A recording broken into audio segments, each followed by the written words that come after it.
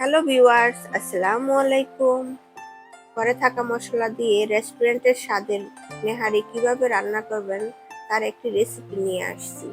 এভাবে রান্না করে যদি আপনার প্রিয়জনদের খাওয়ান তাহলে অবশ্যই তারা আপনার রান্নার প্রশংসা করতে বাধ্য হবে। তাই বেশি কথা না বাড়িয়ে চলেন মূল রান্নায় চলে যাই। এখানে আমি রান্না করার জন্য 1 কেজি গরুর পায়া ভালোভাবে পরিষ্কার করে ধুয়ে নিয়েছি। এখন এর মধ্যে দিব হাফ কাপ পেঁয়াজ, 1 টেবিল চামচ আদা বাটা, 1 টেবিল চামচ রসুন বাটা, 1 টেবিল চামচ জিরা বাটা, 1 চা চামচ হলুদের গুঁড়া, 1 টেবিল চামচ মরিচের গুঁড়া, 1 টেবিল চামচ ধনিয়ার গুঁড়া,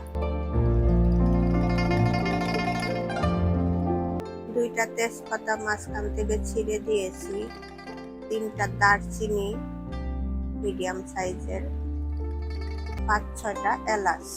আমি এলাচগুলো একটু থেতো করে দিয়েছি যাতে এলাচের সুগন্ধ ভালোভাবে বের হতে পারে। 4টা লবঙ্গ, স্বাদ মতো লবণ, 2 টেবিল চামচ তেল, 2 লিটার পানি। তবে এখানে আমি অন ক্যামেরায় 2 লিটার পানি দিয়েছি, অফ ক্যামেরায় আরো 1 লিটার পানি দিয়ে পুরোটা আমি রান্না করে নিয়েছি। আমি এই হাঁড়িতে রান্না করব, তবে আপনারা চাইলে প্রেসার কুকারেও রান্না করতে পারেন। প্রেসার কুকারে রান্না করলে আরো সময় কম লাগবে, কিন্তু আজকে আমি প্রেসার কুকারে রান্না করব না।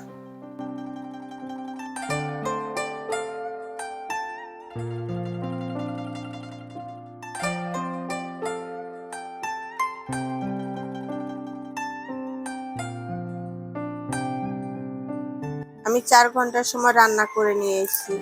এখন রান্না আমার প্রায় শেষের দিকে।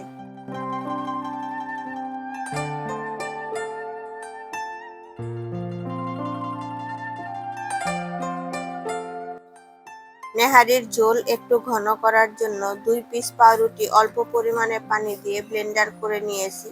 পুরোটাই এখানে আমি দিয়ে দিলাম।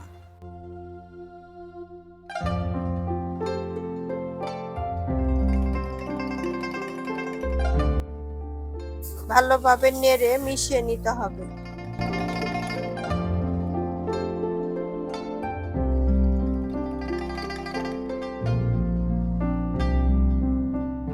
ঝোল ঘন হয়ে গিয়েছে, এখন আমি বাগার দিয়ে নিব।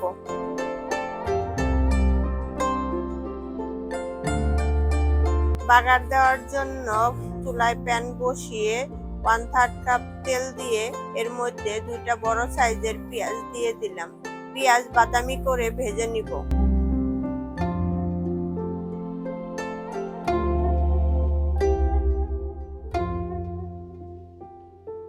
পেঁয়াজ ভাজা হয়ে গিয়েছে, এখন আমি নামিয়ে নেহারির মধ্যে দিয়ে দিব। ভালোভাবে নাড়াচাড়া করে মিশিয়ে 10 মিনিট ঢেকে রাখবো, তারপর গরম গরম পরিবেশন করব।